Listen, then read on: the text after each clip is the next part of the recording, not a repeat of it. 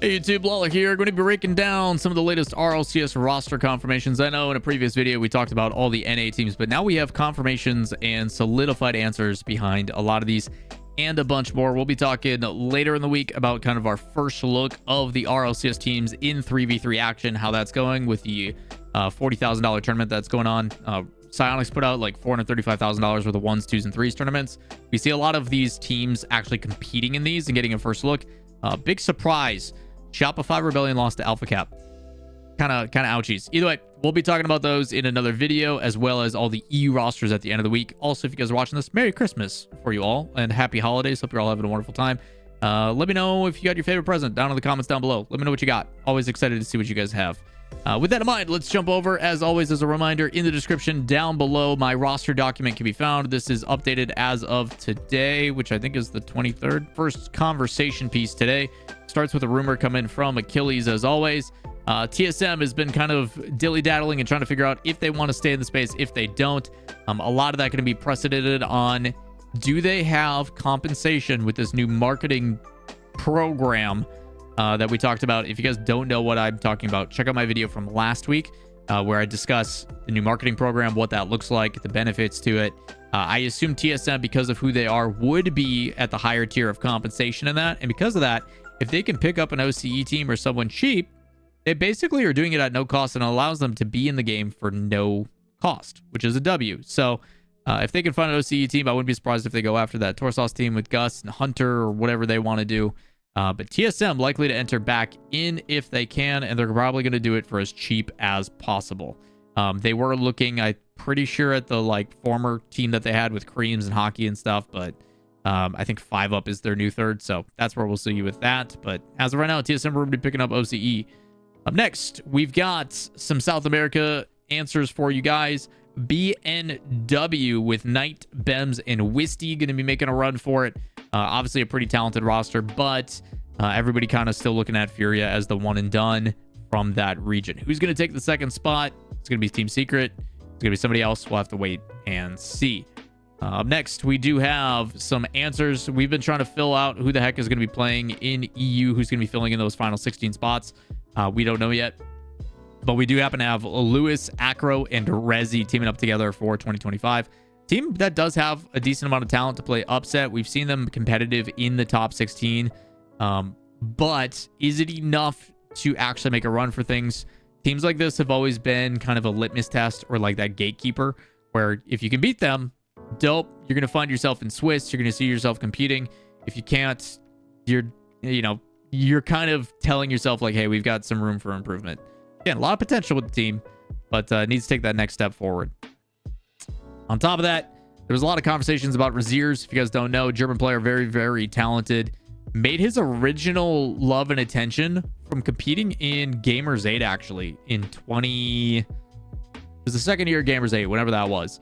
But had a really good individual 1v1 performance and got a lot of attention for it, and has been trying out for a bunch of different EU teams. But there's a lot of conversation as well that he was going to go to APAC and play with an APAC team. He decided to pivot out of that and basically says, if I did that, it'd be career suicide. It would kill my career, even though I think I could push further and I think I could make a run in that region. I'm going to LFT in EU last second. The complication is, who is he going to team with? Because the people he was originally teaming with, like Atomic, have moved on, what we have rumored to see with Nalpo and Rise for Twisted Minds. So for him, kind of a last second decision. Is it really going to provide a good opportunity for him to go and compete? We will have to wait and see. He's a very talented player. He's just got to find a team last second, and I don't know how well that's going to go. Very interested to see where he ends up, because he is very good. Next, we do have an official signing. We've been rumoring this one and talking about this one a lot, but now it is officially confirmed. Roldiz is out of the woodwork and coming to coach Wavy, Gyro, and Andy for Deleted Gaming. I can tell you, based on insights I've heard, they've actually been pretty solid when it comes to scrims. But I also, as you guys know, I'm a firm believer that scrims is to show fundamentals and to show basics. It is not what is going to matter on the field. I think this team in particular could play upset. Wavy is very, very good. Gyro, when he is on his mark, is also very good. I like Andy a lot. Andy is consistent. He's reliable. But I don't feel the threat when he has the ball mechanically. And I don't mean that as a slight. This is more so hopefully a push or a nudge to Andy. You got to do those mechanics, but you got to be faster. You got to be crispier. You've got to do them with urgency, because that threat then becomes, he is fully capable of doing the things. He's just got to do it quicker, because that is the level of which people play at now. Again, team has potential. Very interested to see how the roll to situation goes, especially after all the airing of dirty laundry he did with the last team. A clean slate, hopefully, with this team. We'll see how it goes. What is true, though, is they have a salary, they've got financial backing, and they've got their bills paid, which is a lot better than a lot of other teams. So, love or hate it, they are okay moving forward. What it's going to look like, are they going to be competitive? We'll have to wait and see. They're also shooting some like reality TV show. Don't know how that's going to go. Next, we do have First Killer and the guys emphasizing that they are still searching for an organization. Please reach out for us. Without going into too many details, there's been some really weird stuff going on behind the scenes based upon opportunities that they have received. I can tell you on good authority that they do have an offer from an org. It's just a matter of making sure things get solidified, signed on the dotted line and stuff. They are trying to do that before the holiday season and Christmas, because then they have got to fly out. They got to get photos and headshots and all that kind of stuff taken. But based upon the org that is approaching them, I'm very confident that it should go through. It's a big name. It's a team that you guys probably aren't expecting, which is pretty cool. I hope it happens. I really hope it happens, just because it's W for everybody involved. Up next, we do have official confirmation about the Com and Talk duo. They have confirmed their roster. They have solidified that it is going to be Evo and not 5-Up. That is confirmed. And they are going with JC Hammer, former M80 assistant coach, as their official coach. I wish them the best of luck. JC does play a very formulaic game. He has a system that he likes to implement. He likes a certain style. That can do one of two things. One, it can hopefully be malleable, and you can adjust and change those things because you have players that don't always fit into the roles that you want them. On the other side, it does provide a lot of structure, which I think is going to be very important for the evolution of Talk. Talk is a very unrefined talent, is a very talented player. A lot of skill, a lot of opportunity for him, but can he start to slowly mold into what is expected in RLCS? It is up to Com, who is going to be heavily taking that captain role and guiding and steering them through.